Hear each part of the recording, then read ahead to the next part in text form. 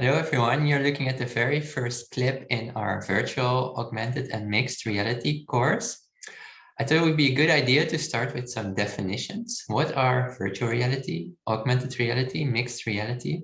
We'll see that different people, different researchers have different opinions about this. I think a very influential and important definition comes from this so-called reality-virtuality continuum by Milgram and Kishino from the 90s.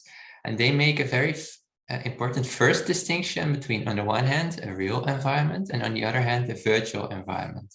So the real environment, that's basically the world as we know it, traditionally, the real world, the world that surrounds us. On the complete opposite end of their spectrum, we have this virtual environment, and this is what they call virtual reality. Their idea is the complete opposite of the real world. That's a completely virtual world. In this completely virtual environment, all input that you get is virtual. It's not real. So everything you see is simulated. It's virtual. Everything you hear is not real, but simulated. Even everything that you touch or smell or taste is not real. It's not coming from the real world. It's virtual. It's simulated. They then go on by introducing some other terms. They say, if you take the real world, the real environment as a starting point, and you start adding digital elements to this, this is what they call augmented reality. Reality is augmented with some digital information. But of course, you can imagine a point where you add so much digital information to the real world that there's more digital information, more virtual information than real information. That's what they call augmented virtuality. There are some real objects, some real things, but there are more virtual digital elements. That's what they call AV, augmented virtuality. So like this, you have a sort of continuum with different terms, and different experiences that you have are either real experiences in the real world or experiences of augmented reality, the real world augmented with some digital elements. Once you have a lot of digital virtual elements added to the real world, they call it augmented virtuality. If everything's virtual, they call this a virtual environment. That's what they call virtual reality. In this sense, they say everything that's sort of in between the real environment, the real world, and a completely virtual world, that's what they call mixed reality. It's mixed because there are digital elements and there are real elements. Well, this continuum has been very useful because it allowed the field to define certain terms, but it also comes with some problems. For instance, the real environment, the real world, as we know it, it almost always has already some digital elements to it these days, right? So is there still a real, completely real environment? And the same actually holds for virtual environment. On the other side, this might be a situation that's very hard to create. Is it even possible to simulate all possible information through all senses that you have without having any real aspect to that? Can you be in a completely virtual environment where you no longer smell the real world or where you no longer see any aspect of the real world? There are some problems to this continuum, some theoretical problems. And there's also a paper on the reading list, a very recent paper that discusses those and proposes an alternative to this continuum. So there you can read more about it. Bottom line, this continuum has been very useful in defining certain terms. It nicely defines virtual reality, augmented reality, mixed reality, but it comes with some problems perhaps. Another way of looking at definitions is by looking at some important figures in the field. So Jérôme Lanier has been the guy who actually coined the term virtual reality. So let's have a look at what he says that those different types of extended reality, if you will, are. He says virtual reality is basically the substitution of the interface between a person and the physical environment with an interface to a simulated environment. So here the idea is usually in everyday life, we sort of interact with the world, right? We have an interface with the real world. We see the real world. We hear things coming from the real world. We smell it. We touch it. We taste it. This in virtual reality is actually replaced by a simulated environment, with an interface to a simulated environment. So you no longer experience the real world, but you experience simulations of the real world. This is actually one of his definitions in this book that you see here. He has actually over 20 different definitions of it, but I thought this one was nice because it really makes this distinction between the physical environment, the real world, as we've seen it in the continuum, and the simulated environment. So something like the real world, but then simulated digitally in most cases. Augmented reality, he says, that's the real world annotated with additional information. I guess he means here additional digital information, not just any type of information. So again, you take the real world as a starting point and you start adding some extra information to it.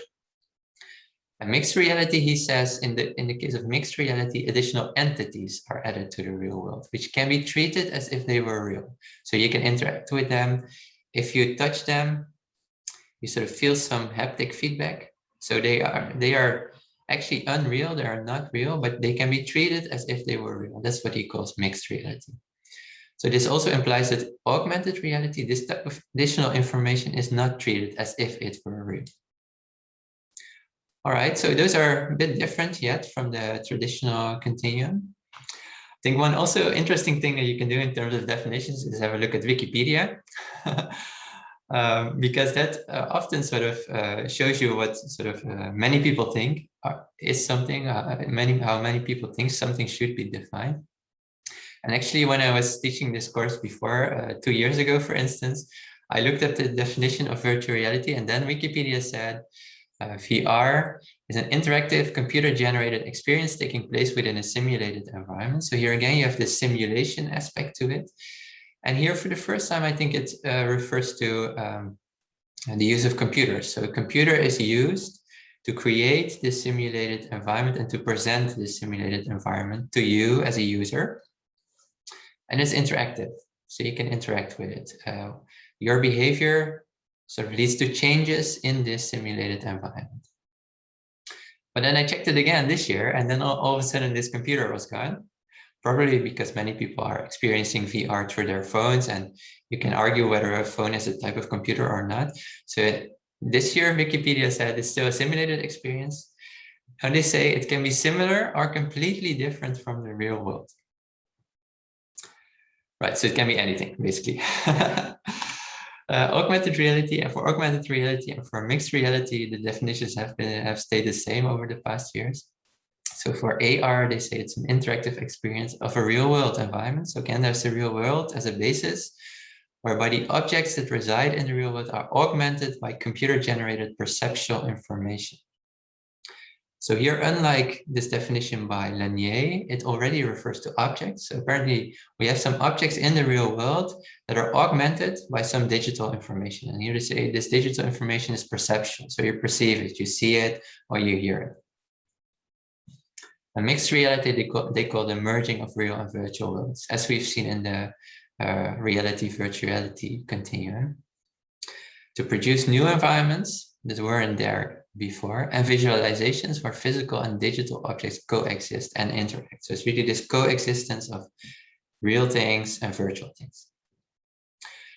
One important takeaway point here is that apparently, as we see, people have different definitions. And this is also something I notice, you notice, when you're reading papers about VR, about AR, about MR.